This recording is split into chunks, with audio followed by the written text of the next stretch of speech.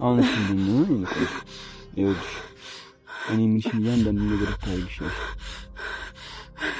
ታውቃለህ ምንም አላማ የሌለ ከንቱ ሰው ነህ እሺ እኔ አላምን ከንቱ ሰው አዎ አንተ የማትረባ ጭራቅ ነህ ምንም የሰውነት ባህሪ የሌለህ እብድ ነህ እሺ ቆይ እንዴት እንደዚህ ታደርገዋለህ ቆይ ለምንድን ነው አፍሽን ማዘግ በህይወት እንዲቆይ አትፈልጊም እንዴ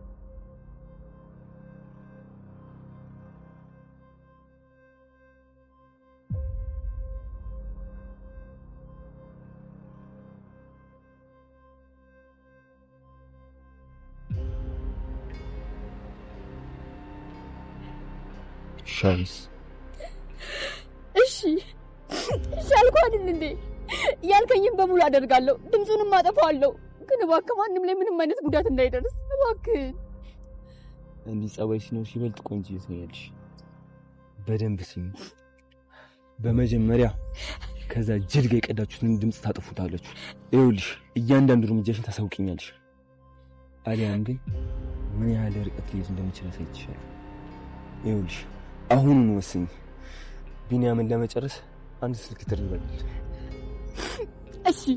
እሺ ያልከውን በሙሉ አደርጋለሁ ይኸው ከዚህ በኋላ ምንም ነገር አላስቸግርም በጣም ጥሩ በያው መሄድ አለብኝ ቀጥ ብለሽ ወደ ቤት ሂጂ ይኸውልሽ በሄድሽበት ሁሉ አሉ በይ ቤት እንደደረስሽ ደውይልኝ ከዛ ምን አይነት ውሳኔ እንደወሰንሽ ታሳውቂኝና ቢኒያምን ለቀዋለሁ ቢያውን ሂጂ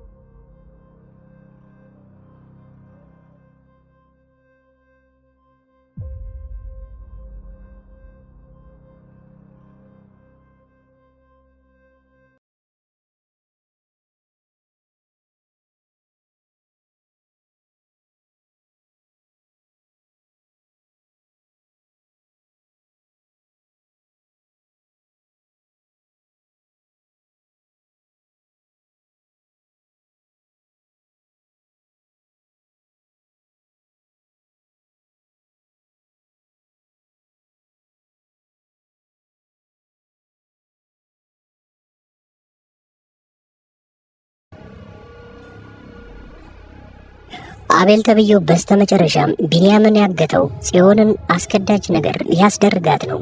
ምን እንደሆነ አይታወቅም። ሌላው ኤፍራታ የናታንን እና የያፌትን የሁለቱንም የዲኤንኤ ማስመርመሪያ ጸጉራቸውን በድብቅ ወስዳለች። ታዲያ ሁለቱ ወንድማማቾች መሆኗን ካረጋገጠች ምን ልታረግ ወይንም ምን አይነት ውሳኔ ልትወስን እንደምትችል የተጠበቀ ነገር የለም። በክፍል 90 ላይ የምናየውትን ነገሮች ቀንጨብ አድርጌ በዚህ ቪዲዮ ማሳያችሁ ይሆናል። አብራችሁን ቆዩ። አቤል ተብዬው ታዲያ ጽዮንን አንድ ቦታ ላይ ለብቻዋ ቀጥሯት ነበር። ወደ ተባለችው ቦታ ያለምንም ማንገራገር ነበር የሄደችው። በዛ ሰዓት ስሜቷን መቆጣጠር አጥቷት እንኳን ቢላ ይዛ ሄዳ ልትወጋው ሞክራ ነበር። አልተሳካላትም። ዋነኛ እሷን ያገኘባትና ያው ቢኒያምን ያገተበትን ምክንያት ከነገራት በኋላ አንቺ ለኔ ማድረግ ያለብሽ አንድ ነገር አለ ብሏታል። ያንንም ከነገራት በኋላ አርግ ያልከኝን ሙሉ ለሙሉ አረጋለሁ፣ ቢኒያም ላይ ምንም ነገር እንዳይደርስበት ብለዋል። ያንንም ከልጅ በኋላ ወደ ቤቴ ስትሄጂ ማታውኑ እሱንም ለቀው ይሆናል ነበር ያላት። ታዲያ ጽዮን የተስማማችበት ጉዳይና አቤል እሷ በፊት እንድታደርገው የፈለገው ነገር ምን ይመስላችኋል? ሀሳብ አስተያየታችሁን ኮሜንት ላይ ያስቀምጣችሁልኝ። የመጀመሪያው ሁለት ምክንያቶች አሉ። አንደኛው የሚሆነው እሱ መጀመሪያውኑ እንደሚወዳት እናውቃለን። ታዲያ አሁን ላይ ከኔ ጋር ሆኜ እሱን ጤጉና አብረን ሁልጊዜ ምንሆን ይሆናል። ለሌሎቹም ትነግሪያቸዋለሽ እኔን እንደምትወጂኝ። ታዲያ አስገድጄሽ እንዳልሆነ ሲያውቁ አብረን በነፃነት ምንሆን ይሆናል። ያን የምታረጊ ከሆነ ብቻ ነው ቢኒያምን ልፈተው የምችለው ይላታል። አንደኛው ምክንያት ይሄ ነው። ሁለተኛው የሚሆነው ግን አቤል ምናልባት ከላዩ የሚሰራቸው ሰዎች አሉ።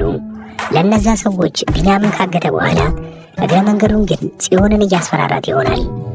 ሌላኛው የኤፍራታ ጉዳይ ነው። ኤፍራታ ታዲያ መጀመሪያውኑ የእናቷ የዲኤንኤ ጉዳይ አሳስቧት አልነበረም። ታዲያ ብሩ ያስፈልጋት። ከዛም በላይ ሲያሳስባት የነበሩ ሁለቱም ትልቅ ጦርነት ውስጥ ሊገቡና አዲሱ ትልቁን ለእናንተ ለተመልካቾቻችን ትልቅ ሰርፕራይዝ የሆነውን ነገር ልንገራችሁ። ያም የሆነበት ምክንያት አሁን ላይ ናታን ስራ ሊጀምር ነው። ስራ የሚጀምርበት ድርጅት ግን አንድ ትልቅ አስደንጋጭ ነገር አለ። ድርጅቱን መጀመሪያውኑ የምትሰራበት ሁኔታ ናታን ያፌት ተቀናቃኛቸው ነው ለዛ ድርጅቶች። እዛ ድርጅት ውስጥ ግን ወኪል ሆኖ ሄዶ ሰውን ሊያናገር የሚችለውና ሰዎችን ሊግባባ የሚችለው ናታን ነው። ታዲያ በዚህ ሁኔታ ላይ ታዲያ ናታን የመጀመሪያውን ድርጅት ወክሎና ያፌት ደግሞ የራሱን ድርጅት ወክለው ሁለቱ ተገናኝተው አንድ የሚስማሙበት ነገር ሊኖር ይችላል። ይህን ያልኩበት ምክንያት አለኝ። በዛ ሰዓት ግን ያፌት ትልቁን ድንጋጤ የሚደነግጥ ይሆናል በሕይወቱ። ናታን እንዴት ስራ ጀመረ? በዛ ላይ እኔ የምሰራውን ስራ ውስጥ እንዴት ገባ? ያው እንዴት ወኪል ሆኖ እኔን ሊያናግር የመጣ የሚለው ነገር ያሳስበዋል። ይህንን ታዲያ በክፍል 90 ላይ አብረን የምናየው ይሆናል። ሌላኛው ጉዳይ ኤፍራታ የጀመረችው አንድ የዲኤንኤ ምርመራ አለ። የናታንንና የያፌትን ትክክለኛ ወንድማማቾች ናቸው ወይ የሚለውን መልስ የሚመልስላት የዲኤንኤ ውጤት። ሁለቱም የሚያስፈልጋት ጸጉራቸው ነበረ። የያፌትን ጸጉር በቀላሉ አግኝታለች። ታዲያ የቀራት የናታን የጸጉር ዲኤንኤ ነበርና እሱንም ለማድረግ ጽዮንን ላገኝሽ እፈልጋለሁ በሚል ሰበብ ምክንያት ወደ ቤታቸው ሄዳለች። እዛም ከሄደች በኋላ ግን በቀላሉ ማግኘት አልቻለችም ናታን። ምክንያቱም ከራሱ ክፍል ላይ የራሱን ልብሶችና ሙሉ ንብረቱን ወስዶ ለብቻው አስቀምጦ ነበረ። ያኔ ታዲያ የተፈጠረው አንድ ያገኘችው የመጨረሻ የዲኤንኤ ጸጉር ትንሽ ቢሆንም በወረቀቶች ይዛ ከዛ ቤት ልትወጣ ትችላለች። ያንንም ካረገች በኋላ በቀጣዩ ቀን ግን የዲኤንኤ ማስመርመሪያውን ገንዘብ ሙሉ ስላላት ወዲያውኑ ወደ ዶክተሩ መሄድ ትፈልጋለች። ሌላኛው አስፈሪ የሆነው ምክንያት ያፌት አሁን ላይ የራሱ ዘመድ የሆነው አቤል ያው ቢንያምን እንዳገተው አውቋል። መጀመሪያውኑ ይህን ልጅ ሲያበሳጨውና ሲያናድደው ስለነበረ በዛ ላይ ይህንን ካወቀ በኋላ ተናዷል። ያውም ትልቁን ሊያበሳጨው የሚችለው ነገር ያፌት ለጽዮን ምን ያህል እንደሚሰፈሰፍና ምን ያህል እንደሚራራለት አይተናል። እሷንም እያሰቃያት እንደሆነ እሷን በግድ ብዙ ነገሮች ሊያስደርጋት እንደሆነ ካወቀ በኋላ ግን ቢንያም ከዛ ነፃ የሚወጣ ይሆናል። ሌላኛው የአቤል የመጨረሻው ጊዜና ያፌት እሱ ላይ ሲመጣበት ምን ሊፈጠር እንደሚችል መገመት የማንችልበት ሁኔታ ላይ ነው። ይህኔ ታዲያ ያፌት እያገዘ ያለው ለነናታን ቤተሰብ ነው።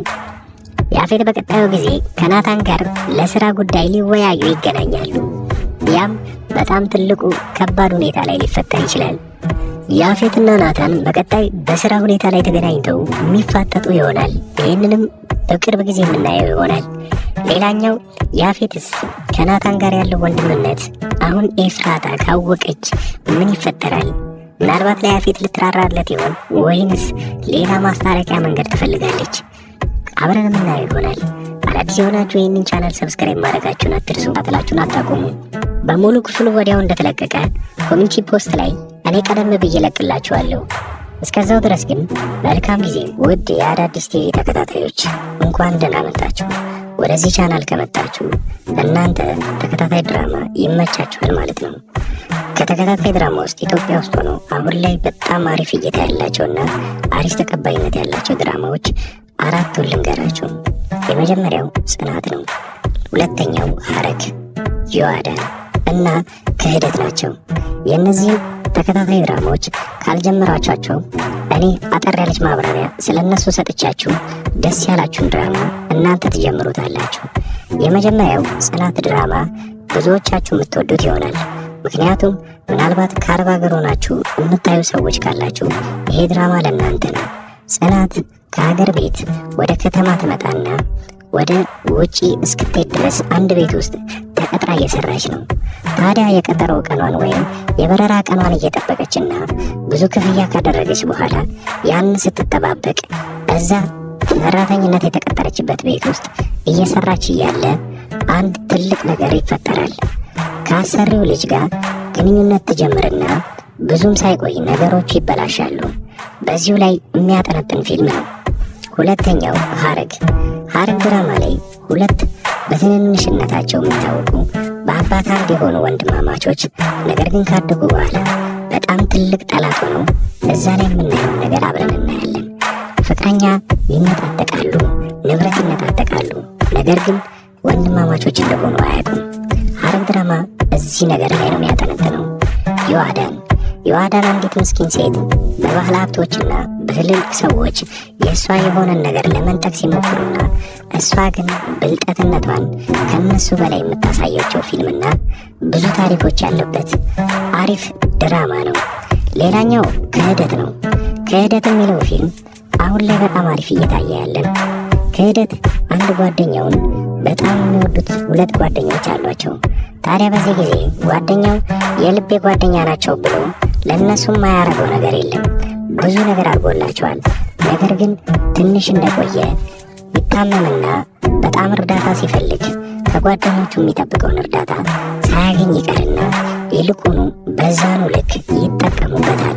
ይህኔ ታዲያ እሱ ካወቀ በኋላ ምንም ማድረግ እንዳለበትና እንዴት ከነዚህ ጓደኞች ሊበቀል እንደሚችል የሚያሳይ አሪፍ ፊልም ነው።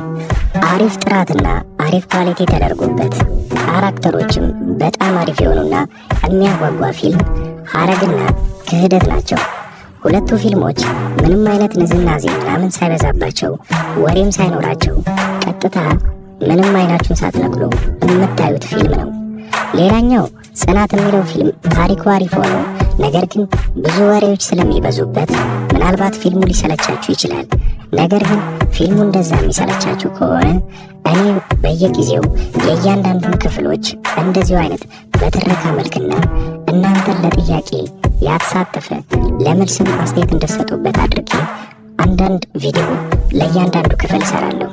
ዮአዳን ድራማ ብዙ ሰዎቹ ስትጀምሩት በጣም አሪፍ ድራማ ነበረ።